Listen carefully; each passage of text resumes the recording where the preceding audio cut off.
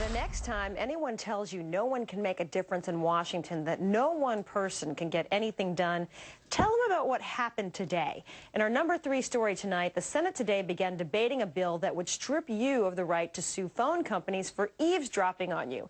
President Bush is pushing to give blanket immunity to any phone company that agreed to let the government listen in on phone and track email traffic passing through its lines without going through the special top secret courts known as the FISA courts. It is far more than a legal battle for several reasons. One, the 36 lawsuits against phone companies offer one of the only ways America can hope to find out exactly what Mr. Bush has done. 2, immunity for the phone companies could set a precedent for other companies assisting the government in certain activities, such as renditioning. Democratic presidential candidates oppose immunity, but when the FISA debate began today, only one had left Iowa to fight the battle in Washington.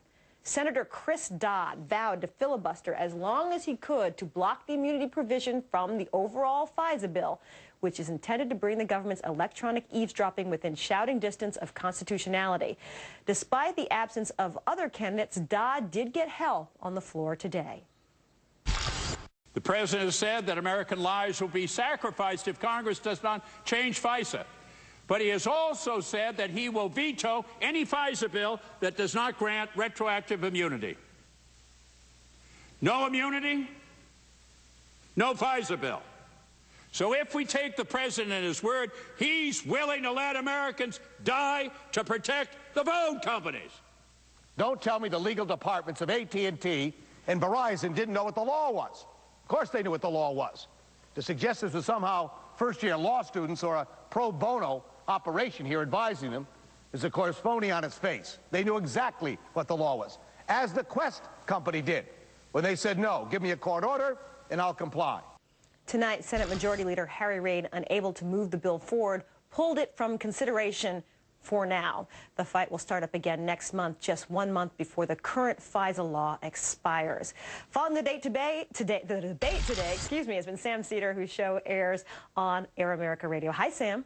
Hi, Allison. How are you? I'm doing great. Hey, flesh this out for us a little bit, this immunity issue, why it's so important to both sides. Well, for those people who believe in the Constitution and believe that the government shouldn't have an unfettered right to spy on Americans, the idea that a corporation would go along with this plan and not be subject to any type of oversight from the courts is absolutely contrary to every American principle.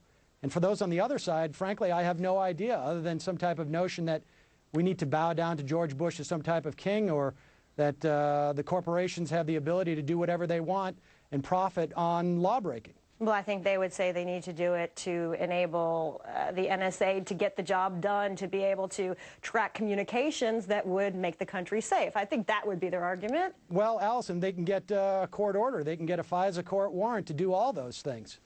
The House already passed a version of the FISA bill without immunity, so why didn't Harry Reid just follow suit and debate the Senate version that also didn't give immunity?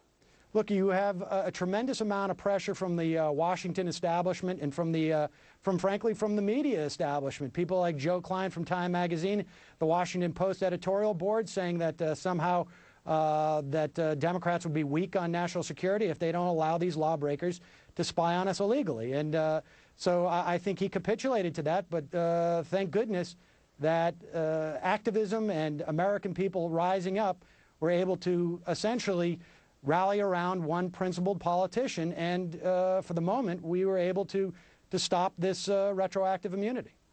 Senator Dodd did get help from Senators Kennedy and Russ Feingold, but to sustain a real classic overnight filibuster, he needed as many allies as he could get. So why didn't his supposed allies, Senator Clinton, Obama, and Biden, return from Iowa to help him?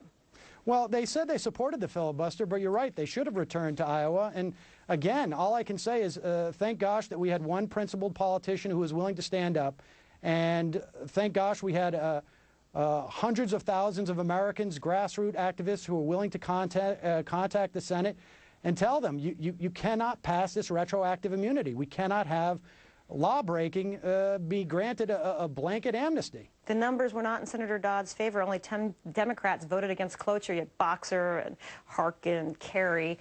Why so few? I mean, like I say, you have the Washington political establishment and the media establishment telling them that if they do this, that the narrative is going to be that Democrats are somehow letting Osama bin Laden, run through everybody's house or something. The fact of the matter is we have a perfectly legitimate process in which people can get warrants, and there's no reason to condone law-breaking. And if there was no law-breaking, there's no reason to have immunity. With 76 senators voting for the protection and the NSA's broad reliance on private companies, telecommunication companies, for help in the sector, shouldn't the companies get some kind of protection in some way? Absolutely not. Senator Dodd said this very well. He said, look, these people have lawyers, they have attorneys, they know what the law is, and so there's no reason for them to get immunity. If they did nothing wrong, then let the courts adjudicate it. So what happens between now and January? Hopefully, we'll see more activism. We'll see more of the American people rise up and say, we are not going to give a president with a 24% favorability rating, someone who is trampling over the Constitution, free rein. Sam Sater of Air America Radio. Thanks, Sam. Thank you, Allison.